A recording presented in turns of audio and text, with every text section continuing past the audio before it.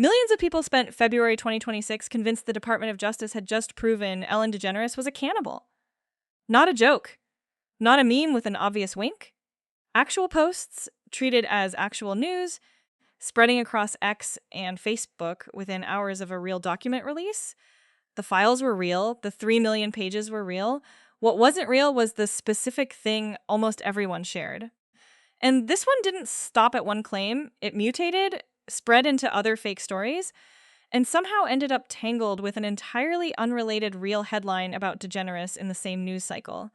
Today, we're walking through the whole chain. The real release, the fabricated claim, what fact-checkers actually found when they opened the documents, how the hoax evolved once the first version got debunked, and why a name like hers keeps ending up at the center of stories like this. Like the video, subscribe for more, and let's get into it. Start with what's actually true, because it matters. In early 2026, the Department of Justice released a massive Epstein-related document trove. Reporting places it at roughly 3 million pages, including videos and images, following the Epstein Files Transparency Act. This was real news. Attorney General Pam Bondi and Deputy Attorney General Todd Blanche told members of Congress that everything the department had connected to Jeffrey Epstein was now public, along with a list of names appearing somewhere in the material. That last detail is the hinge the whole hoax swings on. A list of names appearing in the files is not a list of people implicated in anything. It's a list of names that show up for any reason across 3 million pages. Almost immediately, that distinction got lost. Within days of the release, posts began circulating on X and Threads claiming the files contained proof Ellen DeGeneres was a prolific cannibal. Some versions went further, claiming she'd left the United States specifically because of what the document supposedly revealed about her. There was no filing attached, no page number, no document link, no quote from anything. Just the assertion, repeated by enough accounts, fast enough that it started reading as established fact to anyone scrolling past it once. This is worth sitting with for a second, because it's the entire mechanism of this genre in miniature.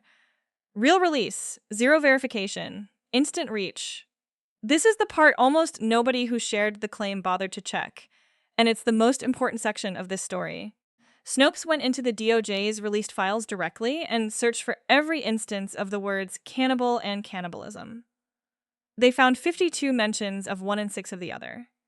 Not a single one referenced DeGeneres. What were they? Then, a media digest, an academic syllabus, a transcript of a conversation between Epstein and a man identified only as Richard, and genuinely, an email about beef jerky that mentions a restaurant literally named Cannibal. That's the entire universe of cannibal references in the Epstein files. None of it touches DeGeneres.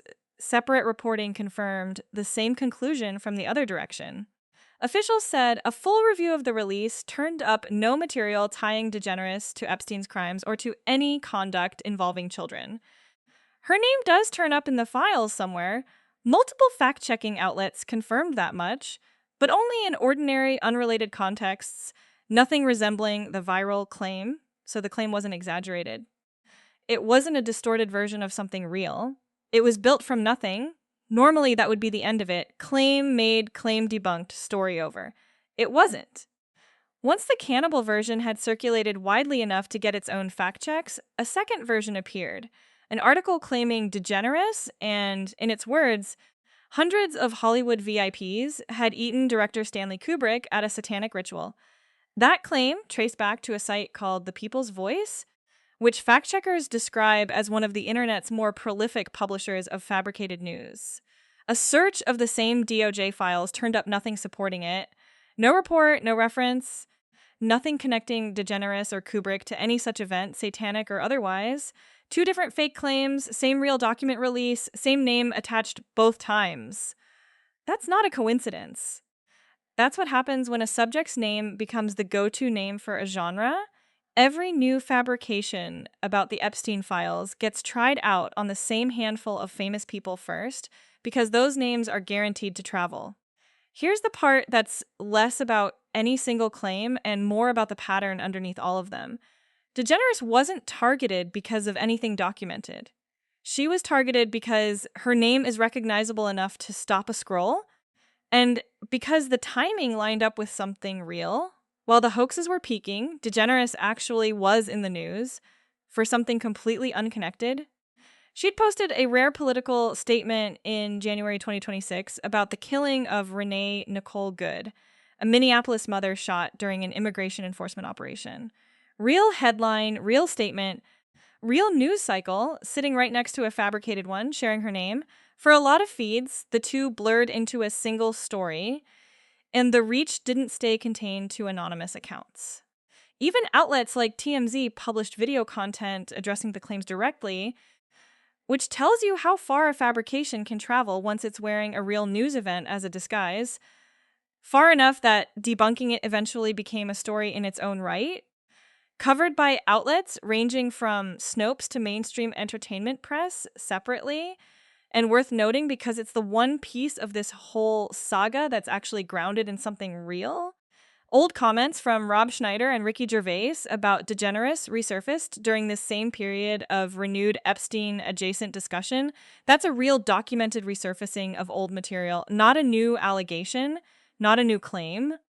Just old commentary getting a second life because the news cycle around DeGeneres' name had heated back up. It's a useful reminder of how these cycles work. Real document release, fabricated claim sequel, and then genuinely old material getting pulled back into the current the moment a name starts trending for the wrong reasons. So here's where it actually lands. A legitimate DOJ release, a prolific cannibal claim with zero supporting document, a second fabricated claim once the first one got debunked, and a fact-check trail running straight back to Snopes' own document search and the DOJ's statement to Congress, none of which holds up. What actually happened is duller than any of the headlines.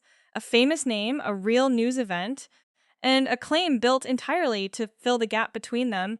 What do you think drives claims like this harder?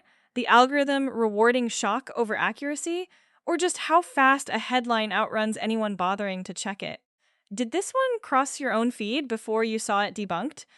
Let me know in the comments, and subscribe for the next one.